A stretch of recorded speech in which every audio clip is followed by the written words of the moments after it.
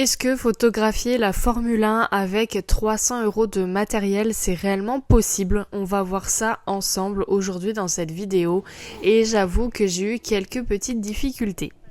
Cette fin de semaine, c'était le Grand Prix du Canada, donc le Grand Prix de Formule 1 à Montréal, et ça a été l'occasion pour moi de sortir de ma zone de confort, puisque déjà je n'ai jamais vu de F1 de mes propres yeux, donc c'était vraiment la première fois, et également je n'ai jamais photographié de sport aussi extrême.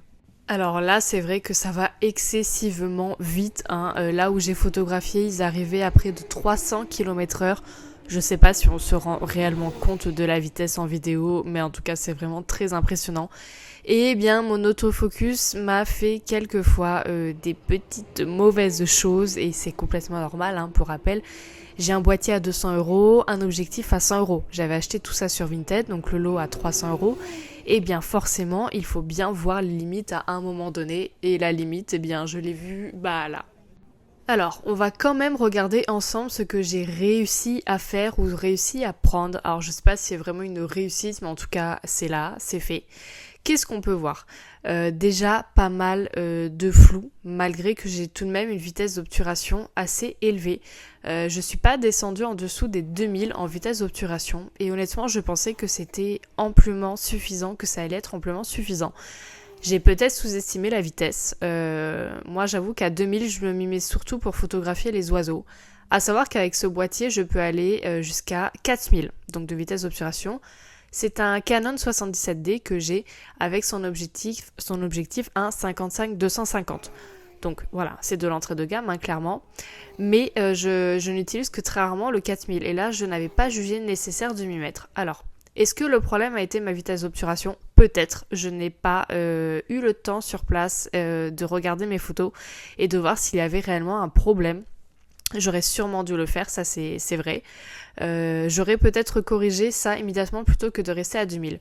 Mais j'ai aussi l'impression que le réel problème a été mon autofocus. Pourquoi? Puisque quand je regarde la plupart de mes photos, donc je suis sortie avec 200 photos, donc j'ai pas fait que ça non plus toute la journée, j'ai pas fait beaucoup d'essais, beaucoup de tests. J'ai eu 200 photos et l'autofocus c'était généralement quelques mètres derrière. Alors oui, du coup, forcément, je me retrouve avec des photos floues. Les photos floues ne sont pas que dues à la mauvaise vitesse d'obturation, mais également dues à cet autofocus. Bon, après ça, j'ai fait aussi pas mal de photos à la verticale. Alors, je ne les mettrai pas sur YouTube pour simple question d'esthétique. Je les posterai par contre sur mon Instagram où vous pouvez aller les retrouver et voir ce que ça donne. Il y a forcément des photos exploitables, mais il y a aussi des photos que je ne vais pas mettre. Comme beaucoup de séances photos, hein, ça c'est normal, on ne poste pas toutes nos photos. Mais là, c'est vrai que j'en ai vraiment pas mal qui ne me conviennent pas, qui ne me plaisent pas. Alors maintenant, la question, ça va être, est-ce que si j'avais eu un autre matériel, je n'aurais pas eu autant de problèmes et est-ce que ça aurait réellement changé quelque chose? Donc là, pour rappel, on parlait de 300 € le budget et imaginez, on fait x10 et on passe à 3000 € de budget. Il y avait des photographes qui étaient à côté de moi, ou plutôt situés plus en bas quand même, parce qu'on essaie toujours de se placer au niveau du sujet, donc vraiment à hauteur du sujet, à hauteur de yeux. Bon voilà, vous connaissez un petit peu le topo, je pense. Moi j'étais dans les tribunes, donc ce n'était pas mon cas. On était dans la même tribune, mais eux étaient en bas de la tribune. Moi j'étais localisée en haut. Ça c'était un choix simplement pour mieux voir, parce que je ne suis pas allée en tant que photographe, c'était vraiment pour le plaisir, pour moi. Et j'ai aussi évidemment pris mon appareil photo, ça c'est sûr. N'oubliez jamais que ce n'est pas uniquement l'appareil photo qui fait le photographe, hein. Vous pouvez avoir 300 € de budget et faire de très belles photos dans 90% des cas, et avoir 3000 € de budget et faire des photos vraiment pas dingues. Et dans des situations comme celle-ci, eh bien évidemment le positionnement joue beaucoup, et le positionnement joue beaucoup de façon générale. Maintenant, parlons budget, parlons d'autre chose, donc du matériel. Si j'avais eu les moyens, est-ce que ça aurait changé quelque chose? Eh bien la réponse va être oui. Je pense que dans ces situations-là, avoir un hybride avec un bon autofocus, eh bien oui, ça change la donne, et en tout cas, je l'espère réellement.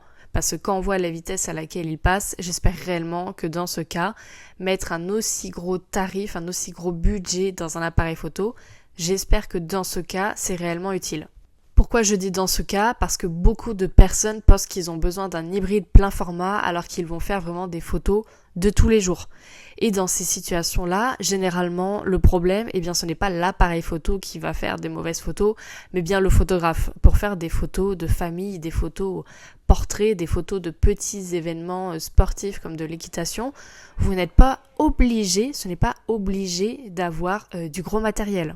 Mais il y a des situations comme celle-là où oui, il va falloir mettre le budget parce que vous arrivez à la limite des appareils photo entrée de gamme. Il faut qu'il y ait une limite, et bien la limite, elle se retrouve là. Et dans ces cas-là, oui, je vous conseille de passer sur un hybride. Alors quel hybride ? Honnêtement, il y en a plein qui font le taf. Vous avez le R6 Mark III qui vient de sortir, mais vous pouvez aussi aller sur un Sony Alpha 7 IV ou bien sur un Nikon, un Z8, un Z6 III, tout ce que vous voulez. Et le plus important, comme d'habitude, ça va être l'objectif. Alors moi, j'avais un 55-250 qui est une bonne focale. Attention, je ne dis pas que c'est un bon objectif, je dis que c'est une bonne focale. Vous pouvez prendre un 70-200 en ouverture constante à f2.8. C'est vraiment un très bon objectif qui offre beaucoup plus de piqué que le mien, même si vous avez une focale plus réduite. Et le 70-200, c'est vraiment le minimum à avoir dans cette situation-là. Hein. Je vous conseille plutôt de partir sur un 100-400 ou bien même un 150-600 de chez Sigma, Tamron, on les connaît maintenant. En tout cas, j'espère que cette vidéo vous aura aidé et on se dit à bientôt pour un prochain sujet.